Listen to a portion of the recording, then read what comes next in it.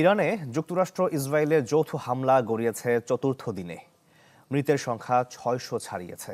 এদিকে খামেনি হত্যার প্রতিশোধ নিতে উপসাগরীয় দেশগুলোতে হামলা অব্যাহত রেখেছে ইরান। কাতার, কুয়েত, আমিরাত সহ মধ্যপ্রাচ্যে অব্যাহত রয়েছে ড্রোন ও ক্ষেপণাস্ত্র হামলা। তেহরান ড্রোন হামলা চালিয়েছে ইসরায়েলেও।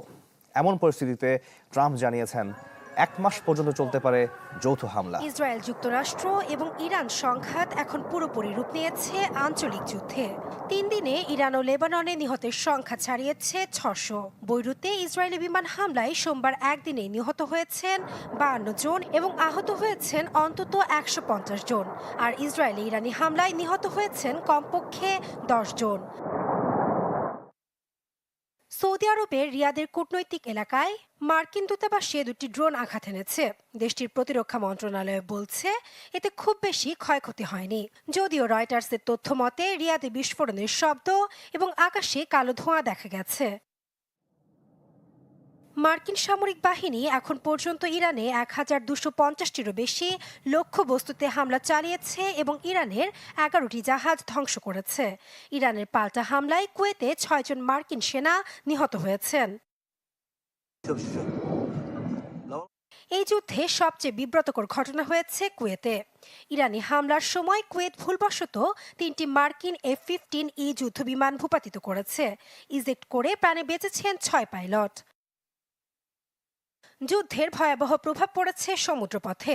ইরানের রেভলিউশনারি গার্ড ঘোষণা দিয়েছে হরমুজ প্রণালী এখন থেকে বন্ধ থাকবে। কোনো জাহাজ প্রণালীতে প্রবেশের চেষ্টা করলে তাতে হামলা চালানো হবে। মার্কিন গোয়েন্দা সংস্থার তথ্য মতে ইরানের কাছে ৬,০০০ পর্যন্ত সামুদ্রিক মাইন মজুত রয়েছে, যা যে কোনো সময় প্রণালীতে স্থাপন করা হতে পারে। জ্বালানি বাজারে বিপর্যয় ইতিমধ্যেই শুরু হয়েছে। ইরানি হামলায় সব এলএনজি উৎপাদন বন্ধ করে দিয়েছে কাতার। সতর্কতামূলকভাবে সবচেয়ে বড় তেল পরিশোধনাগার বন্ধ রেখেছে সৌদি আরব। ফলে হু হু করে বাড়ছে বৈশ্বিক তেল ও গ্যাসের দাম। এদিকে মার্কিন প্রেসিডেন্ট ট্রাম্প বলেছেন এই অভিযান আরো ৪ সপ্তাহ চলতে পারে। ইরানের ক্ষেপণাস্ত্র ও পারমাণবিক সক্ষমতা সম্পূর্ণ ধ্বংস না হওয়া পর্যন্ত হামলা থামবে না।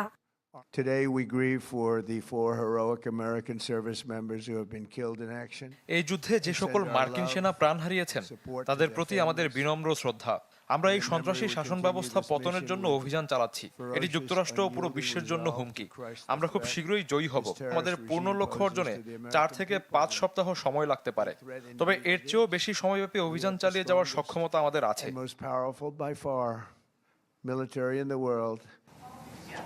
এদিকে জাতিসংঘে ইরানের দূত বলেছেন তেহরান যুদ্ধ চায় না, উত্তেজনা বাড়াতেও চায় না, কিন্তু সার্বভৌমত্বের প্রশ্নে কোনো আপোষ করবে না ইরান।